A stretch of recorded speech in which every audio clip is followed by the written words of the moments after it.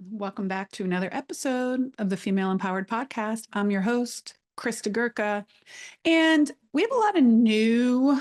I've been getting more and more downloads of my podcast, and so on my Instagram page as well as on my website. So I thought I'd just take a real quick moment to introduce myself if you are new to the podcast. If you are not, you can put this at 1.5 speed or 2.0 speed and hear me talk like this really fast until I get through the end. But anyways, if you're new here, I am Christa Gurka.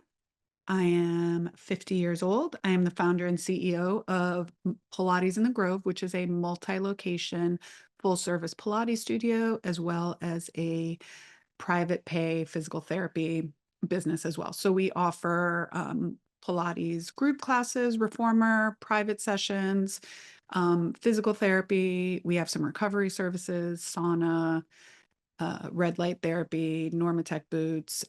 We do dry needling as physical therapy. We offer massage services. We have a teacher training program. And so next week's episode, you'll hear a little bit more about my story. And I'm actually bringing on my content team, Latasha, who's headed up my content team for the last 4 years, I believe now. She's going to interview me about business and my story and how I got from a side hustle to, a multiple seven-figure business. And so tune in if you want to learn a little bit more about me, about my story, about my current life as a business owner. And one of the reasons we started this podcast was because I really just want to share as much information with as many business owners as possible, specifically female business owners that are trudging through the grind day in and day out, trying to figure out how to make this easier and more sustainable. And so I share a lot of the business insight that I have learned by doing and also by putting myself in the room with other people that have taught me, have made it possible to get to where I am today. So that's it. That's a little bit about me. Today's episode, because we are about to celebrate Halloween, we're doing a funny little episode. It's called Spooky Tales of Studio Ownership and Boutique Fitness Instructors. So what I basically did was I asked on my social and in my emails and stuff, a bunch of people to give me some of their scary stories. And today I was going to actually play their actual messages, but I couldn't get it together in time to figure out how to actually do that on this episode. And so what I'm going to do is just read some of them off to you. They really, I don't want to say they're not meant to scare you because some of it is meant to scare you in terms of like just being prepared and knowing what's out there and knowing what to be prepared for so that these hopefully don't happen to you. So first, I'm going to go through some of the stories that people sent me about just being like basically a clinician, a practitioner, a Pilates teacher, a yoga teacher, a physical therapist, things that have happened when working with your client. So hopefully this has not happened to you, but it's happened to many of us where we've had a spring break. It's happened, gosh, in 17 years at Pilates in the Grove. It's happened 3 times to us. So not terrible, but they're really scary. And thankfully, all 3 times, nobody was hurt. The worst injury outcome in our studio was one of them broke and it did hit someone in the shin. So she got a bruise, but thankfully no one was really, really hurt. But it's important to check your springs. Luckily for us, every other time, the other 2 times the spring broke was when another spring was attached. So that spring breaking didn't set the carriage completely loose. But imagine if you only have a red spring and that one spring breaks and you have your body weight on there, like the carriage could go flying. So it's really, really, really important for us as clinicians and also as owners to check our springs. You can see the kinks in the chain, the kinks in the spring tension. Those just need to be replaced. So if that's happened to you, share your story with me over on Instagram. It is scary if that happens. It's scary for the client. It's scary for the teacher. It's scary for the owners if when that stuff happens. So that is, it's not fun. So if you've had a spring break on you, I can relate. If you have not had one yet, hopefully that never, ever, ever happens. And to make sure that it doesn't happen, check your springs regularly. We check ours weekly, monthly, and then we have a biannual maintenance check where we have somebody, an outside contractor, come in and check all of our equipment and maintain our equipment. So that is one. What about this one? Somebody sent in a story of a client falling off of the box. We had a few of those. So some of them were, if you're a Pilates instructor, you know that there's the box that goes on the reformers. Now, in the classical, the box is smaller, so it fits right on the carriage. But if you're using, I know for balance body machines, the box is bigger, and so when you put it horizontally, if there's extra that's hanging off the sides of the reformer. And so we have had people sit on the edge and it goes over. This story was of a client that was on the short box, and she was doing a rowing exercise and she wasn't really paying attention and she fell backwards off the box. So super scary, right?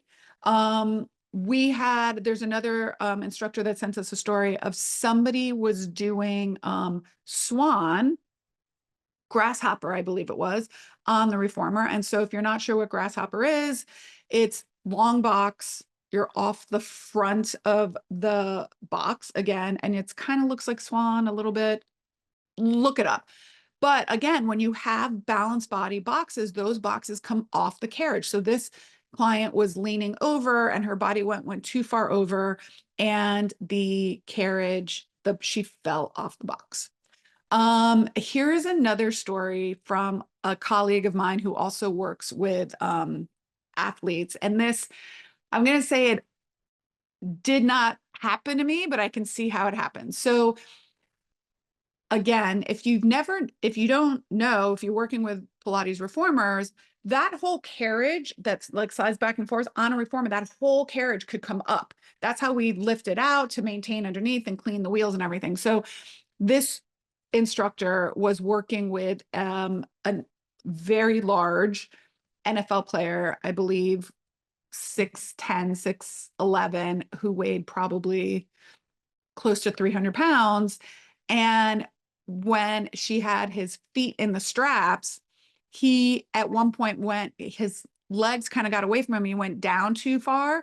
And he's so heavy and large that the carriage actually came up out of the reformer. Okay.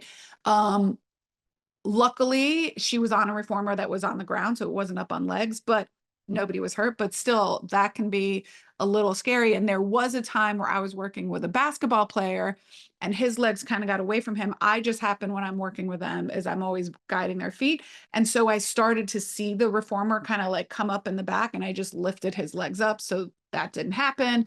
But scary. I mean, especially if you imagine if you have like a 300-pound person coming flying, like most of us are not big enough, large enough to counterbalance that. All right. Yeah, so those are definitely some scary stories of being an instructor. We also had a few people contact us about clients that did not divulge certain information to them in terms of their history. I had somebody reach out that said that she had been working with this client for probably 2 months or so, privately and then in group classes. And on the intake form, she asked the client, have you had any injuries? Do you have anything that we need to know about? The client said no. She was doing in private sessions mostly stability work because she had only worked with her a couple times. And so she was doing just a lot of footwork, back stabilization, feet and straps, nothing too aggressive. And then this client started going to classes, and the instructor kind of lost touch with her a little bit. And then the instructor was teaching a class, and there happened to be on a day that the air conditioning in the studio was broken. So it was very hot. And this client took her shirt off, and so she was only in a sports bra, and she's facing the instructors behind her because they're going to be doing some series, a roll down series. And the instructor looks over and she notices this large scar from the base of the client's neck all the way down to her pants, which, if you know anything about spines and stuff, usually what that means is that's like a Harrington rod surgery where for people with scoliosis, they basically fuse your entire spine. And the instructor goes over, this is a story she says, she goes over to the client and says, "What is this large scar you have in the back?" And she's like, "Oh, I have rods put in my back. I've had them for 10 years." And the instructor is just thinking, how did I not know about this? But again, she asks her, have you had any surgeries? Do you have any issues, any modification, like anything? She just had never taken the client's shirt off to see the scar. Yeah, and that would be a doozy for me too if I was working with someone, especially if you're in a group class. It's not like you're doing full assessments on people in a full class and a group class all the time. So it's something that could certainly, especially if the clients did not divulge that information. Um, Another person sent me a DM on Instagram saying that she had a client that was away for a long period of time. Like basically, we have these clients that ghost us and then they come back. And she had said, when this client came back, she had said, oh, she had fallen ill, but she really wanted to come back and start working out again. And so she started seeing her. And then lo and behold, 6 weeks later, she realized that, the client, while she was away, had been undergoing cancer treatment and radiation and had a double mastectomy, of which she did not divulge to the instructor. So these can be definitely a little scary, a little spooky. And again, we can't take for granted that like clients are going to tell us everything that we should be privy to in on their intake form. I mean, this has happened to me numerous times where they take their intake form, I read it, there's nothing in there, and we start moving and we start doing things. And I'm like, oh, what's that scar? Oh, I had a total knee replacement. Oh, okay. Then we'll start doing some other thing. I'm like, oh, you can't, your movement's not that great. Is this uncomfortable? He's like, oh yeah, I have a fully torn rotator cuff in my left shoulder. I'm like, again, things that are important to know, right? Or I've had, clients that eventually we take their shirt off and I see a big scar. I was like, oh, I've had, I don't know, this is exaggerating. I've never had this when they're like, oh, I've had a kidney transplant or heart transplant or a bypass. Like, again, things that we should know if we're working with our clients, but it doesn't always happen. So, all right, let's transition into some of the spooky tales that I have heard along the way. And I'm going to start with ones that have happened to me personally. So probably about 2024, what are we, maybe 6 or 7 years ago, maybe it was.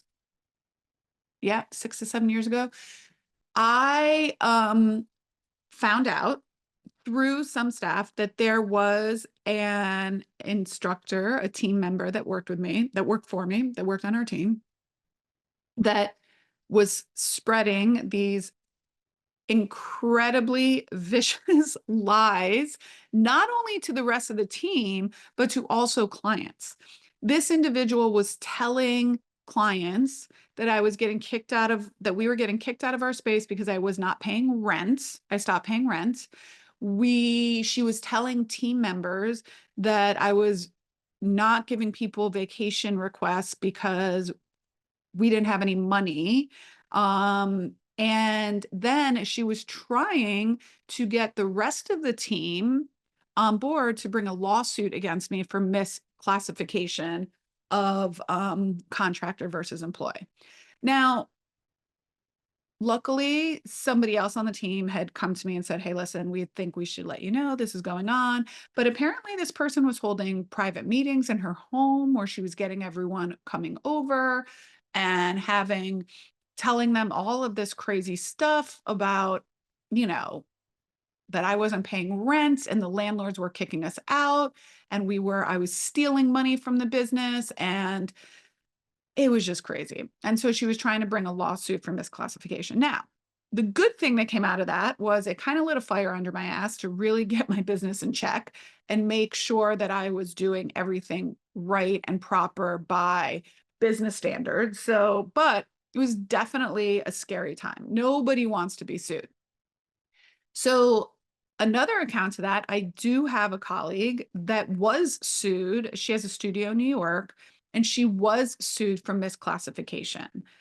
Somebody sued her for classifying her as a contractor when she really should have been an employee. And even though eventually this studio owner won the lawsuit, she actually won, she was probably out almost over 100 grand in fees, attorney fees, court fees, having to take it to court to defend herself. So these are the kind of things that could put you out of business for sure. So it's really, really important that you understand how to set your business up and how to structure your business and maintain your business and keep track of everything is set up properly so these things don't happen. What's another one? Okay. Another person sent me in this, and I actually remember when this happened to this business owner. She got a 6 a.m. call that the fire alarm was going off in her building. And she has a standalone building, and she got to the studio and the dryer had caught on fire. Luckily for her, the fire was sustained, contained in just the laundry room.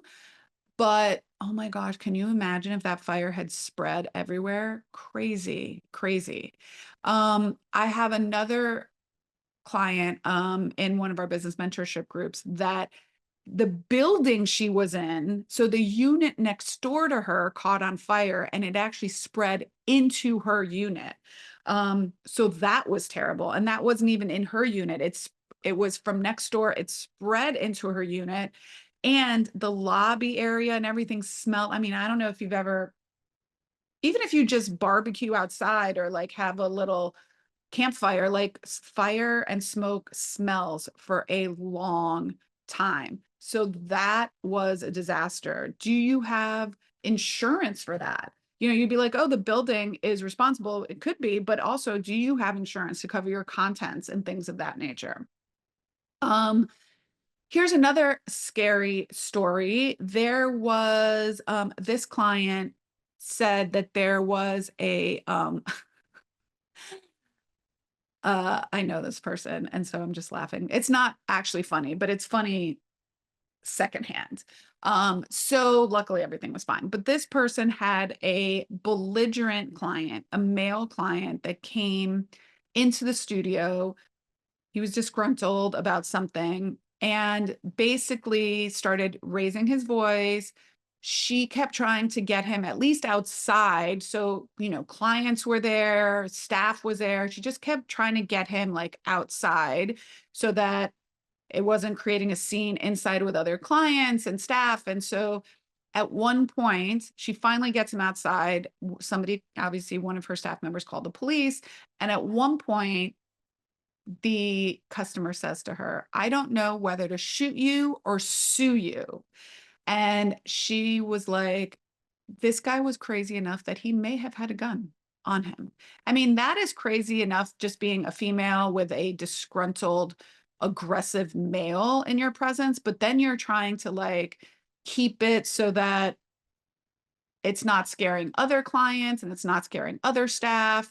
And so, yeah, so these are kind of things we have to think about and consider as business owners. How do we keep our team safe? How do we keep our clients safe? What is the protocol for that? Do you know who to contact if that happens, right? Making sure that you have safety. In our studios, we tell our staff to lock the doors if they are alone with clients in the studio. We try never to have that happen, but if they're teaching a class, lock the front door so that people aren't coming in randomly. I mean, we did have a theft in our studio, probably, I don't remember if it was before COVID or after COVID, but we caught the whole thing on camera. These two women came into our studio. They were working together and they basically were interested in learn. They came in the evening, so it was quiet. And luckily we did have someone at the front desk. But they were interested in the studio. And so while one of them was like, "Oh, can you show me," asked our front desk person, "Can you show me around?" The other woman basically went into the purses and bags in the cubbies and didn't, this is what's crazy, didn't actually steal the wallets, stole the credit cards and cash out of the wallets and then put the wallets back. So what's crazy about that was these people didn't realize it right away, right? It didn't get realized until, the next day for some people when they went to go use their credit card. And so these women then obviously had enough time to go and on a spending spree. And when we looked back at the cameras, we saw the whole thing go down. And it took seconds, a matter of seconds, which is crazy. Apparently, they were doing this all over town and specifically to boutique fitness. So again, what that taught us was, where do we keep our clients' stuff?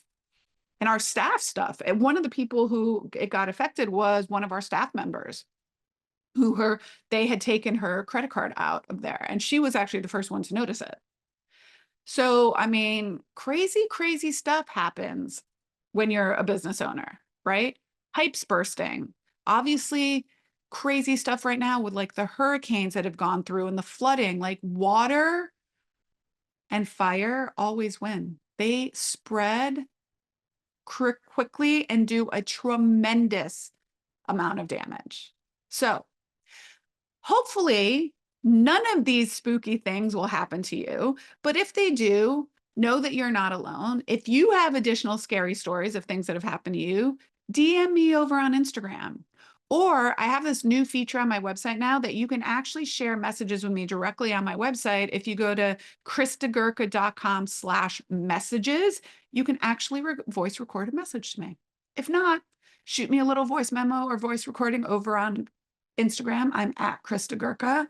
And I hope you all have a wonderful, wonderful Halloween that is safe and fun. And until next time, my friends, bye for now.